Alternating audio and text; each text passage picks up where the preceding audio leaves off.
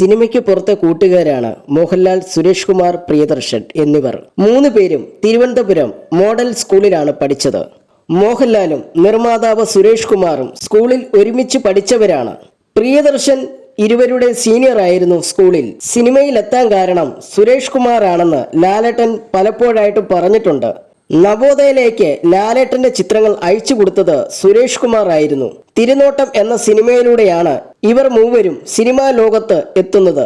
5ാം ക്ലാസ്സിൽ പഠിക്കുമ്പോഴാണ് എനിക്ക് ആദ്യമായിട്ട് ബെസ്റ്റ് ആക്ടർ അവാർഡ് കിട്ടുന്നത്. അന്ന് 10ാം ക്ലാസ് വരെയാണ് ഉണ്ടായിരുന്നത്. അന്നുവരെ 10ാം ക്ലാസ്സിൽ പഠിക്കുന്നവർക്കാണ് ബെസ്റ്റ് ആക്ടർ കിട്ടിയിരുന്നത്.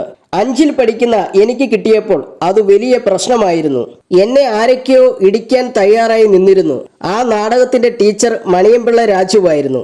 90 വയസ്സുള്ള അപ്പൂപ്പന്റെ വേഷമായിരുന്നു അവതരിപ്പിച്ചത്. അത് സുരേഷിന്റെ അപ്പൂപ്പനെ നോക്കിയാണ് ചെയ്തതെന്ന് ലാലേട്ടൻ പറഞ്ഞു.